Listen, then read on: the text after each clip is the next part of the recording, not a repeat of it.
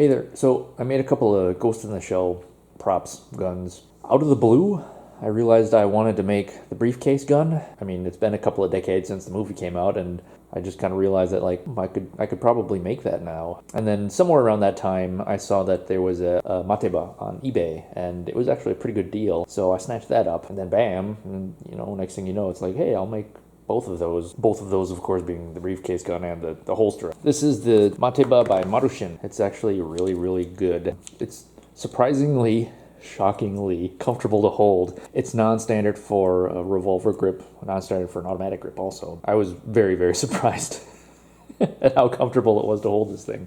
Yeah, it's really cool. The design actually fires out of the bottom, and the cylinder itself pops up. And it's just a cool kind of sci-fi design, but at the same time, like, it's pretty much the gun that you see in Ghost in the Shell. I was kind of like, hey, I want a holster for that too. Marushin did actually make a holster, but a decade plus ago, so I figured I was never going to find that. So I made one. This is just made out of 2mm EVA foam. I was looking at reference photos and stuff like that. I wasn't entirely sure how I wanted to do it, if I wanted to just get a stamp or something like a leather stamp and put in the basket weave pattern. So I just cut out some strips of EVA foam and then literally just wove it together. And I constructed it around the gun, obviously, so that it would fit. But really, it's just 2mm EVA foam. I mean, I didn't really need it to be super hardy because I'm not going to be taking it out to the battlefield or anything like that. It's literally just going to sit on the rack until I want to pull it down and play with it again. When I did the demo, it tore a tiny bit right there, so I figured I'd reinforce it with some leather, again, just because of the fact that it's going to be hanging. But otherwise, it's pretty sturdy. The snap hasn't given out at all. This is actually solid right here. I mean, I used super glue, so it's solidified and it's really hard now. It's surprisingly not that bad for what it's going to be used for.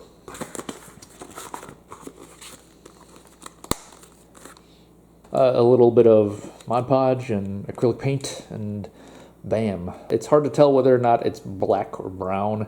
I opted for a dark brown. But yeah, it's just simple 2mm EVA foam with Mod Podge and acrylic paint, the end. So this actually isn't the gun that's used in the beginning of Ghost in the Shell. That is a Steyr SPP. This is actually an Uzi, and to be more specific, this is Kogi's Uzi, and it's just another one of the things that I kind of wanted. I bought this cheapo electric airsoft gun a long time ago with the intention of exactly that, of making it into Kogi's Uzi.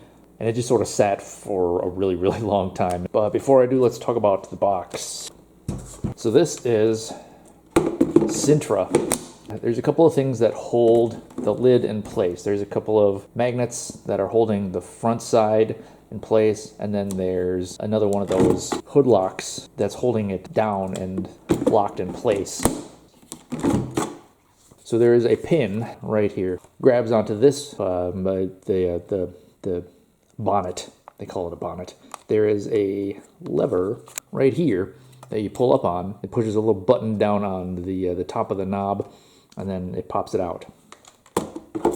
The magnets have just enough hold to hold it for a split second before it releases, but what the lock does is not only does it release it, it actually gives it a little bit of a push out because there's a spring load in there, and that is just enough to release everything in one shot. Hopefully that makes sense. I had the concept sketch, you can find it pretty easily online, so I decided I wanted to make it a little bit more like the concept sketch, which is why there's a little bit more detail on the handle. Conceptually, it was a twofold release mechanism. There was a button and a part that you would pull up on. So with this, all it is just pulling this up, which pushes down on the bonnet, and then that's all there is to it. Alright, so that aside, let's go back to the gun. There is a little Picatinny rail right here with a quick release on it, and you can pull that off. Let's put it back up here. But yeah, this is Kogi's pistol or the Chinese Uzi, and I made a little extra magazine to go on here because that was part of the original concept sketch for the Briefcase, that it has an extra magazine on it. It's on the left side because, like, if I were to have it on the right side, it would have interfered with the locking mechanism, and it actually did knock it off a couple of times, so I just decided I'll put it on the left side. I actually do have a replica SPP. This is actually scaled down. It's about 3/4 size, and it's just a spring pistol.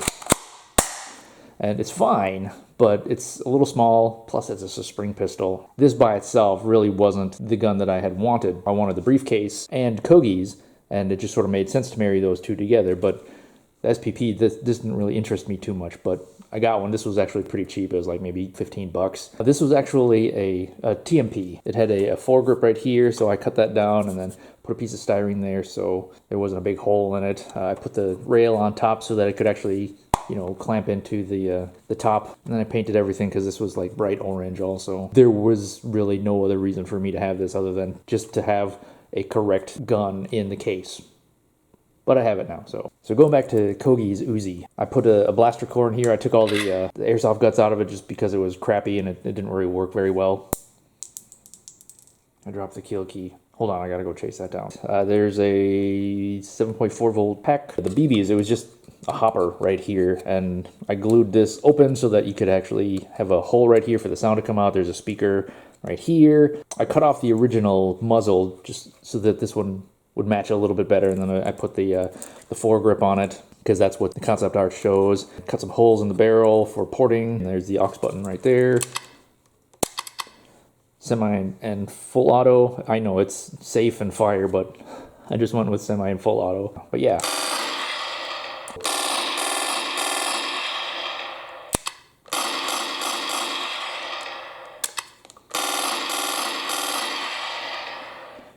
The alternate mode is a rapid fire because to simulate the whole high velocity ammo thing.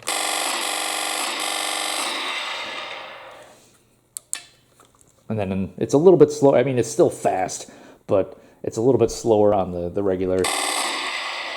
And of course, there's a snap action switch in here for the magazine release.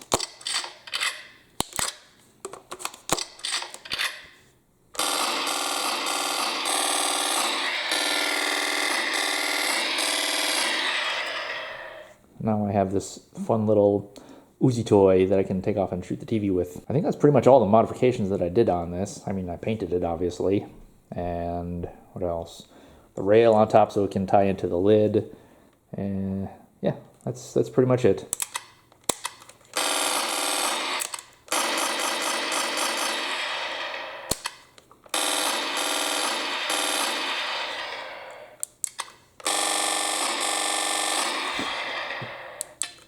Almost can't tell what's going on.